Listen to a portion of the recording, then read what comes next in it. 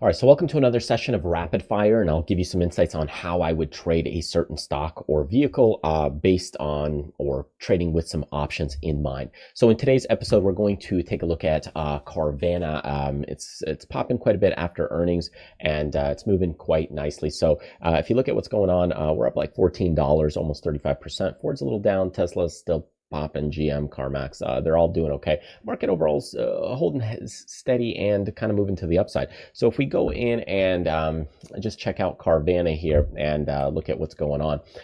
Here we are pushing a little higher. I am concerned slightly with the linear regression lines. We're at the upper end, but it's okay. It means the stock could continue to push higher, but we are near the upper end. So how might I trade it?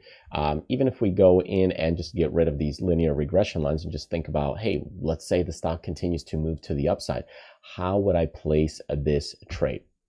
Or what would I do if I wanted to maybe be long or bullish? First off, I got to think about where does it fit in my trading plan? Or like, is it going to be a long-term investing? Is it a one-off trade? So you probably trade it a little bit differently in those situations and cases. If I'm looking for let's say a quick little further move pop to the upside, maybe in the next 2 days or 9 days, I'd say let's give it about 9 days. I might look for a slight move with a butterfly, something along those lines. So I might do something like this, something simple, where I'm going in and I'm getting a butterfly. I already have a bunch of Carvana stuff in here in this account. Let's see here. So there's a ton of different options in there. So we will go ahead and switch the account to that account. Okay. So what I might actually do is go in and now put on a butterfly spread. Now, the reason I would do a butterfly spread is because it's cheap and the stock's already kind of extended. And because the stock's extended, what I want to do is still position myself for a bullish move and see if we can kind of continue popping to the upside. So if we pull back, I'm not as, call it, I don't have a lot of capital tied up, so it's only like 35, 45 bucks. But if it does continue to head higher, we're good. Now you could put one out of the money. The problem is then you have to time it a little bit more for theta decay. And if you do that, let me just show you what that may look like if we can even do it. Because I think the most I can do is 59 here with a 9-day spread. Yeah, because 59 is the strike, so I can't even go any further. So that's why I'd have to do a slightly unbalanced butterfly. And doing something like this is cost effective. Now you might say, why do you not do a vertical? A standard vertical will cost me more. This is a little bit more cost effective or capital efficient. And because of that, I might just do something like this. So putting on $45 capital, and if it heads higher, you can make about, call it 55 bucks, probably not the full amount. And it's going to wiggle trying to get into this position because it's just whipping around a lot right now. But you could do something along those lines, trying to push that position. So we'll start with trying to nibble around 55 bucks. Let's see, 48. So it's pricing around there. So let's try for 46. I'll let that one kind of sit and, marinate a little bit. Now, that would be kind of like a trade basis. How would I do it if I was a long-term investor? If I was a long-term investor, I might say, you know what? The stock's good. I missed the move. And in that case, we're at the upper end. If that stock comes back to about 40 or 35, I would be interested in it. So in that case, and the stock's fairly cheap, so you could just sell a standard put. If you don't like a cash secured put, instead what you can do is do a put vertical.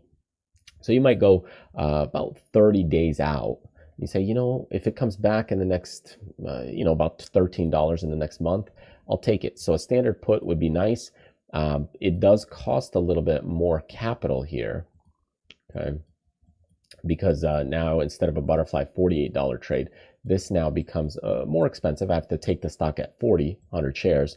So it becomes a $4,000, a little bit less there, about $3,700, but about $4,000 trade or so, because I get some premium on for waiting.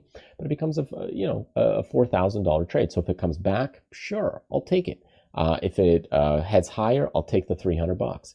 So that's one way of doing it. If you can't afford the $3,000-4,000, then instead what you can do is combine it into a vertical. So what you might do is sell this one and maybe buy this one. And now you've got a vertical spread right here where you're risking maybe $791 to try and make about $209, and that's a $10 wide. If you still can't afford it, go to a $5 wide, and then it's the capital at risk is only $366 to try and make $134. So that could be kind of a nice, simple approach to still taking a bullish stance on the stock. Again, really just depends where does it fit in your portfolio, and that's kind of the way that you might approach it. So I'd say, okay, well, let's go in and hit this vertical or hit the single. I'd probably just do the single in this case, but if you want, you can do the vertical. So we'll go in and push that order through. So the butterfly is having a little trouble getting filled because it's multiple contracts here, whereas the single probably will fill a little bit faster, especially if I push the order. But the butterfly, I was trying to work the order a little bit. So single actually did get filled already at that price. Okay, so that's fine. And then this butterfly, I might need to bump up the price and pay a little bit more for that butterfly. And that's just simply because, well, it's a little more of a complex trade, more legs to the spread. But now that I have the single, I probably don't need the butterfly. So anyways, those would be the two different approaches that I would take a look at. Definitely will vary depending on, hey, are you just doing a quick little short-term trade, or maybe are you doing a long-term investing? So where does it fit in? For me, I'd probably sell the put. It's a cheaper stock. So sell the put, put in a vertical type spread that's super wide. So it's kind of like a cash secured put alternative.